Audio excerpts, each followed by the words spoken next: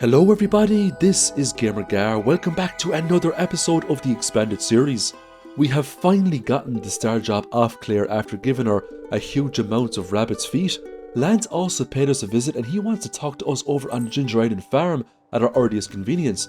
We also got 20,000 gold off Gunther by just playing out a cool cutscene where we escorted him through the mines so he could make some discoveries. Now, this week is going to be the final week of year 1, of course, but the amount of things we unlock in this week is just crazy. So, Camilla fixed up the bridge. We now have access to a much bigger portion of our farm. Now, when I say big, I mean absolutely huge. This is just one area, and there's huge amounts of saplings just in the ground waiting to be hauled up. There's also, as you can see, huge amounts of wood and stone. It's just littered all over the place. We're going to have to come back here with mega bombs and just wipe the whole place out. There's also a cave here with no enemies. It's just filled up to the top with copper, different types of materials, iron, gold, magma geodes, you name it, it has it. It's just a real nice cave to go if you need some of the more basic resources if you don't want to do regular mining runs. And I imagine that place fills up every couple of days. The mine carts also extend out to this farm as well, so you've got the ravine, you've got the grasslands, you've got the beach, you've got the main portion. It's just an absolutely gigantic farm, and we can fill up this whole place with crops if we wanted to. Now, why you'd want to fill up this whole place with crops, I don't know, because it's just too big. We don't need all this space, you know? At the end of the day, once you make that 10 million gold, everything else is just kind of decorations once you get the gold clock and the warp totems. Now, we just picked up a tree coin. You plant this in the ground like any other sapling. It takes 28 days to grow, but this will actually grow into a tree the same as the one we have beside the greenhouse. It grows into a money tree and it generates money bags. So Lance is talking to us about the First Slash guild, and Lance wants us to go with him to this new location. So we're just going to open up a little warp room here and we're going to teleport off to a new place over in the Gem Sea. Now, this place is really cool. It's basically an island with a big guild house in the center, and there's lots of different fish we can capture here as well. Now, as far as I know, there isn't any sort of quests we can do for the First Slash.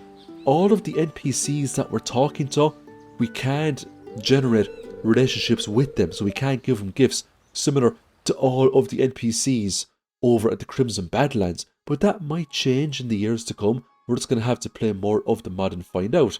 So the reason why Lance came back here was to show all of his guildmates that he was successful and growing up monster fruits with the help of me, of course.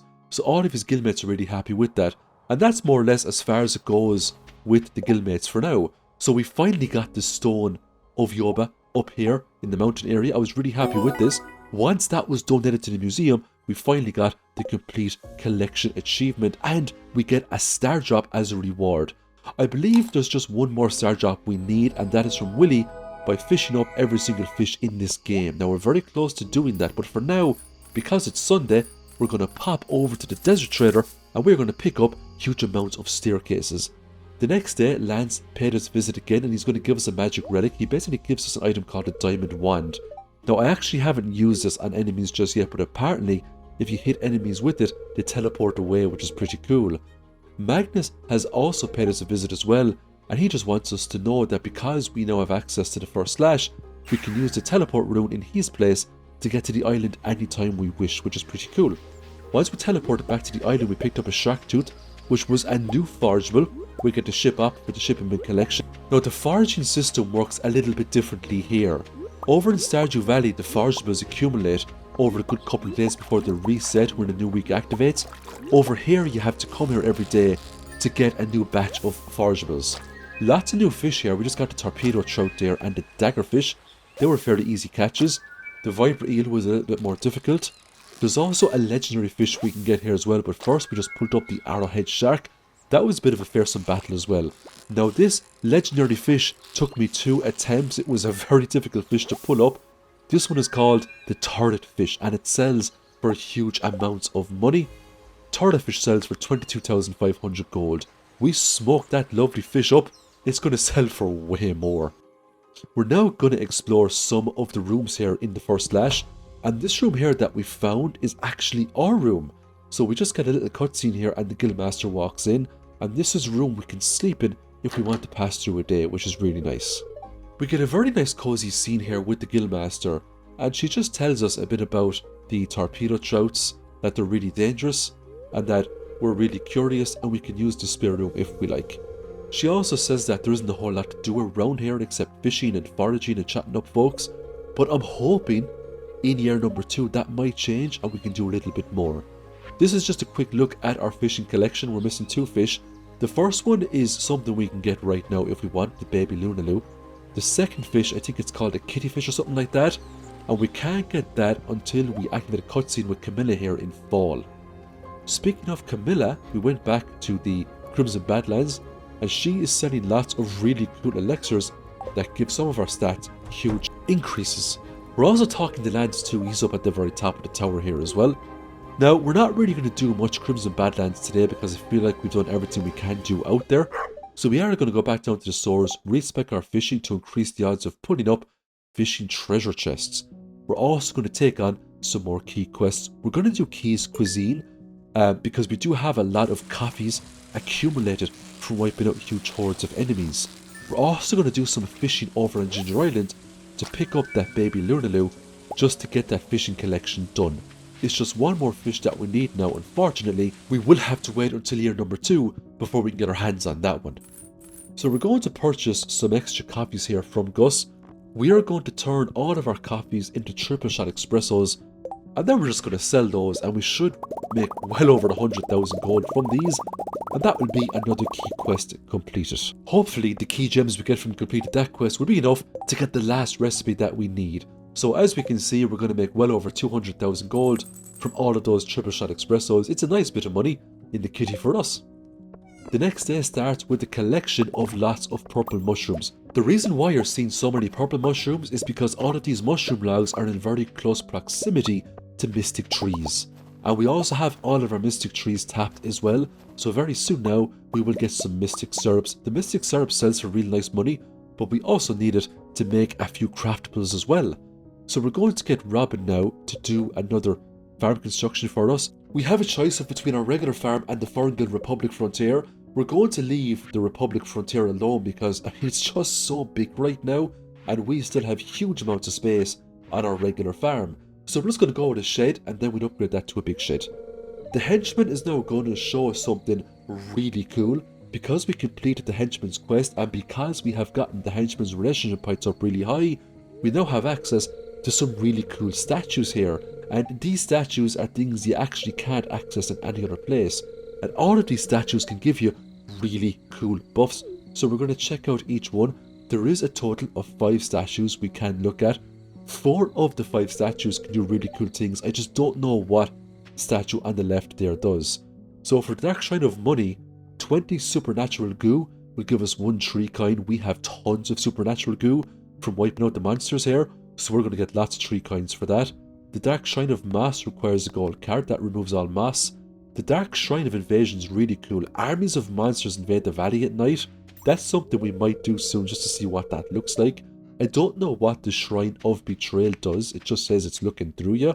And the Dark Shrine of Life is pretty cool as well. 15 pieces of sludge in exchange for 1 life elixir. So because it was Leah's birthday today, we just maxed her out. And we're also working on good old Andy here. We still need to get Andy up to 10. And who knows, he might give us some really good perks as well. We're also working on Sophia. And we also have her maxed out too, which is great. Krobus is also maxed out. So in terms of Stardew Valley friendships, we're more or less there with a lot of the villagers. There's just a handful now that we need to put some more work on. And because we have access to the movie theatre, it just makes it a little bit easier to get those few friendship hearts. So we got another Magic Rock candy as well as a Star Drop tea today from our Lewis's ticket machine. They will be put to great use. Now because it's the last week of winter, we can actually make full use of Caroline's sunroom. Every single day during the last week you can get a tea leaf. So we can sell one of them, turn one into a green tea and sell that. We picked up some birch water today. That is needed to craft a lot of things in this game. We're also collecting some butter as well that we need to sell off for the chicken bin collection, and we're going to keep some other pieces of butter as well for some crafting recipes. We're now going over to Ginger Island. Lots of NPCs over here, including Gus. we need to talk to Gus to get his exclusive curry recipe.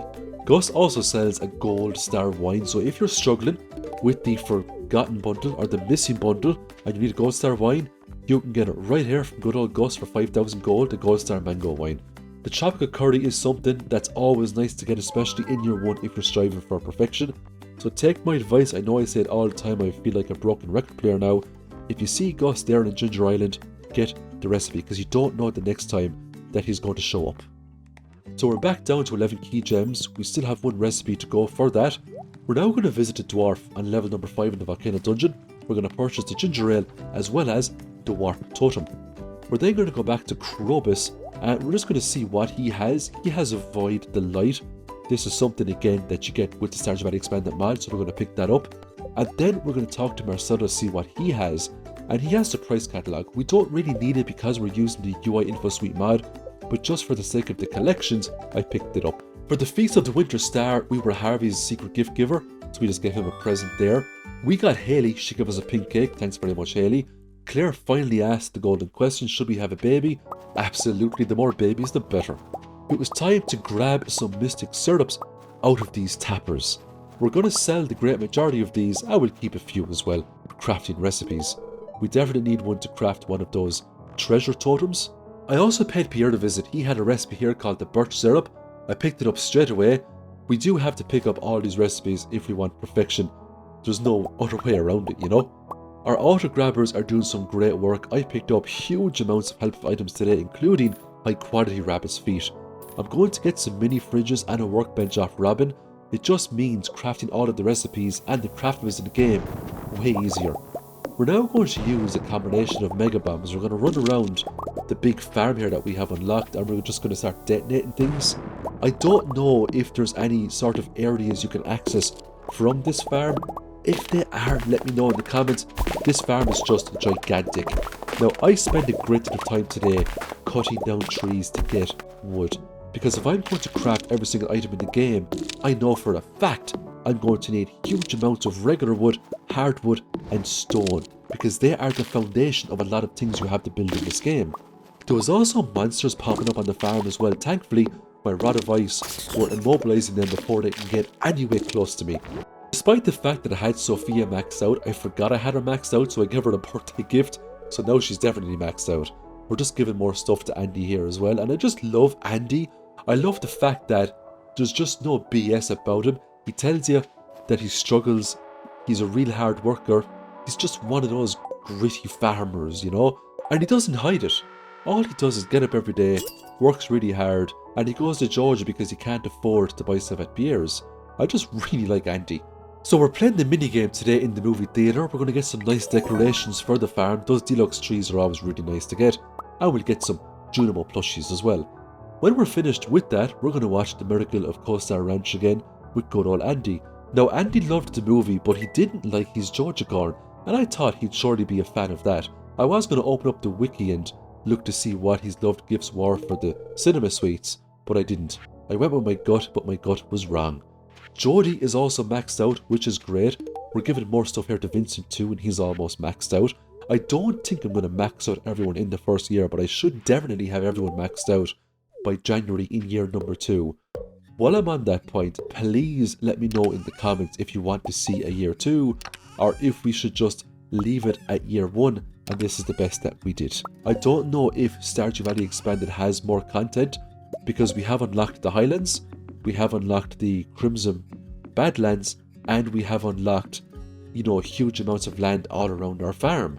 But let me know in the comments if there is more the Stardew Valley Expanded mod will offer. So we're now down into the basement here. We got rid of all the casks and we're just filling it up with huge amounts of cakes. And all these cakes will be filled up with lovely star fruit. On the ground floor of our farmhouse, we also put down a lot of cakes because we had the space to do so. And we have lots of fish smokers put down there as well. So it's going to be very easy now in the next week or two to get the 10 million gold needed to get the gold clock. When that has been achieved, all that's left will be pulling up the fish, maximizing friendship, and crafting all the recipes and the craftable machines. That's more or less it from what I can see, and before we know it, we'll have perfection. So we're going to put down lots of tree seeds today to make lots of money trees. I cannot wait to see all of these money trees in action. It's going to be so cool. Merlewis paid us a visit the next day. He gave Robin a blueprint to make a winery. It's very expensive, 500,000 gold, 30 kegs, 25 iridium bars, 200 hardwood, but it ages your wine 15% faster. I thought that was really cool. So that is something I'm going to put on the farm straight away. Now it will take a few days to build. It'll take 7 days in total, a whole week. So we're not going to see it in this video, unfortunately. And the limit for this winery is 1.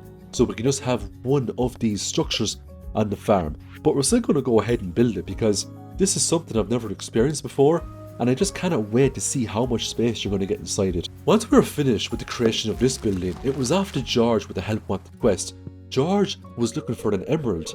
So we're going to give him the emerald straight away, complete the quest, and that was George maxed out. 1 less NPC to worry about. Today we're getting more birch water and we're also getting maple syrups today as well, but we still haven't got any of the wax. That takes a really long time to get. So we're finally on the last day of year number 1. We got a total completion of 56%. If we kind of dug our heels in more and got to 10 million gold, we could have got the gold clock, pushing it up to 66%. We also could have made a lot of crafting recipes and cooking recipes to push it up even more. For some reason, and this is where I'm rightly confused, Great Friends is only at 58%, despite the fact that we have almost all of the current NPCs maxed out. This leads me to believe that there's a lot more of this expanded mod I haven't discovered yet. So I just want to give a huge shout out to all my channel members and everyone that has watched this Let's Play. Thank you so much. I really appreciate you. I cannot wait to jump into the next Stardew Valley video, but let me know in the comments if you want to see a continuation of the expanded mod, and I hope you all have a fantastic week.